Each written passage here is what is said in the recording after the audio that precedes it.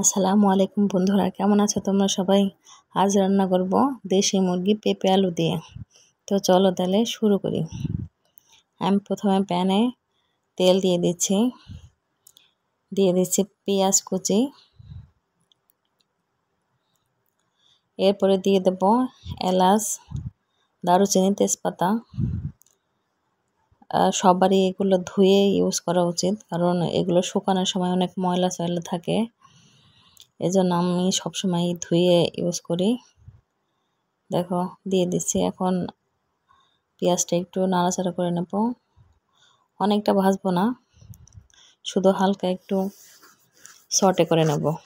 দেশি মুরগি তো এখন পাওয়াই যাচ্ছে না, বাজারে গেলে দেখা যায় পাকিস্তানি মুরগি দেশি মুরগি বলে ধরিয়ে দেয়। গ্রাম ছাড়া এখন আর দেশি মুরগি বেশি পাওয়া যায় না। দেখো আমি পেঁয়াজটা একটু হালকা ভাজা ভাজা করে নিয়েছে। এবার দিয়ে দিচ্ছি লবণ, যাতে পেঁয়াজটা আরও নরম হয়ে যায়। এবার দিয়ে দেব গুঁড়ো মশলা, দিয়ে দিচ্ছি হলুদ আর শুকনো মরিচের গুঁড়া আর ধনের গুঁড়া।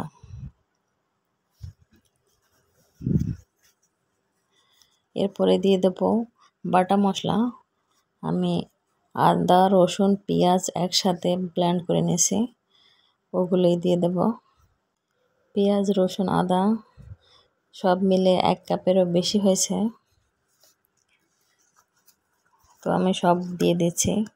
দিয়ে মশলাটা অনেক সুন্দর করে কষাতে হবে। দেশি মুরগির মশলাটা, যে কোনো মুরগি মশলা বেশি কষালে তরকারিটা অনেক টেস্টি হয়। মশলাটা এই জন্য একটু বেশি করে কষাবো।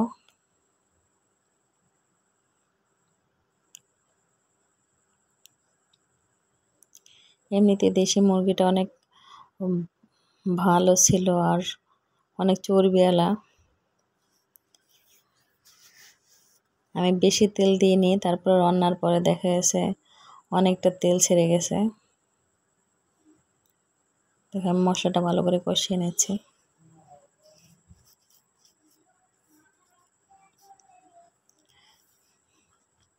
এবার আরেকটু নাড়াচাড়া দিয়ে আবারও ঢাকা দিয়ে দেব, কারণ মুরগি রান্নার মশলাটা একটু বেশি কষাতে হয়। গরু মাংস রান্নার সময় এত ঝামেলা নেই, মশলা একবারে মাখাইয়া দিয়ে দিলে হয়, মশলা কষিয়ে দিলেও হয়। গরু মাংসে এত টেনশন নেই, কিন্তু মুরগির মাংসটার মশলা বেশি কষাইতে হয়। দেখো আমার মশলা থেকে তেল ছেড়ে গেছে। এবার আমি মুরগিগুলো দিয়ে দেব।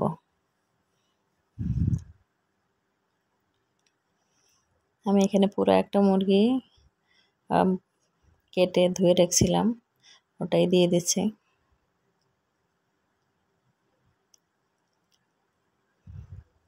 আমার বাসায় কেউ খাবে পেঁপে দিয়ে মুরগি, কেউ খাবে আলু দিয়ে, এই জন্য ভাবলাম পেঁপে আলু দুটোই দিয়ে দিই।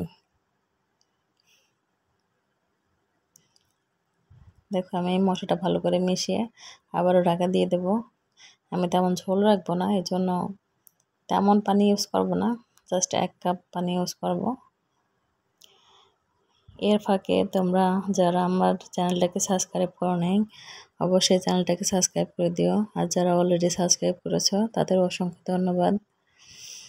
দেখো সাবস্ক্রাইব করতে একটা লাইক দিতে তো টাকা পয়সা লাগে না। তোমরা ভিডিও দেখো ঠিকই, কিন্তু লাইক করো না, কমেন্ট করো না। দয়া করে একটা লাইক কমেন্ট করে দিও। তোমাদের একটা লাইক কমেন্ট আমাদের অনেক এনকারেজ করে ভিডিও তৈরি করতে। তো প্লিজ সবাই লাইক কমেন্ট আর শেয়ার করে দিও, আর চ্যানেলটাকে অবশ্যই সাবস্ক্রাইব করে দিও। দেখো বলতে বলতে আমার কষানো হয়ে যাচ্ছে। এই পর্যায়ে আমি দিয়ে দেব কেটে রাখা আলু আর পেঁপে। আমার মেয়ে আলু পছন্দ করে, এই জন্য আমি একটা আলু দিয়েছি, আর একটা পেঁপের 3 ভাগের 1 ভাগ দিয়ে দিয়েছি। পেঁপে দিয়ে মুরগি রান্না অনেক মজার হয়, আলু দিয়েও খারাপ লাগে না। বাচ্চাদের জন্য তৈরি করতে করতে আলুই এখন ভালো লাগে, পেঁপেটাও মাঝে মধ্যে করলে ভালোই লাগে। এজন্য আজকে ভাবলাম দুটোই দিই। দেখো আমি আবারও ঢাকা দিয়ে দিয়েছি। এ পর্যায়ে আমার পেঁপে আর মুরগি পুরোটাই আধা সিদ্ধ হয়ে গেছে। যদি এখানে দেশি মুরগি না হয়ে সোনালী মুরগি অথবা পোলট্রি মুরগি হতো তাহলে আলু একসাথে দিয়ে দিলেই হতো, কিন্তু দেশি মুরগি একটু বেশি শক্ত হয়, এজন্য পেঁপে আলুটা আমি একটু পরে দিয়েছি। দেখো মুরগি থেকে যে পানি আসছে ওই পানিটাই যথেষ্ট হয়ে গেছে, আর সিদ্ধ প্রায় হয়ে গেছে। এই পর্যায়ে আমি 1 কাপ পানি ইউজ করব, বেশি পানি দেব না। আমি আগেই বলেছি আমি ঝোল রাখবো না বেশি, এই জন্য একদমই কম ঝোল রাখবো। 1 কাপ পানি দিয়ে দিলাম, দিয়ে একটু নাড়াচাড়া করে তারপরে দিয়ে দেব গরম মশলা। আমি কয়েক রকম মশলা অ্যাড করে ভেজে ওটাকে গুঁড়ো করে রেখেছি মাংসের জন্য, ওটা আমার স্পেশাল মশলা। তোমরা যদি কমেন্ট করো জানতে চাও তাহলে আমি অবশ্যই মশলার ভিডিওটা দেব। তো বেশি বেশি কমেন্ট করো, যদি বেশি কমেন্ট পড়ে তাহলে আমি মশলার ভিডিওটা দেখাবো তোমাদের। দেখো আমাদের মুরগি রান্না অলমোস্ট ডান। অনেক জোস একটা কালার আসছে মাশাআল্লাহ। আমার ভিডিওটা কেমন লাগলো অবশ্যই কমেন্ট করে জানিও। তো সবাই ভালো থাকো, আল্লাহ হাফেজ।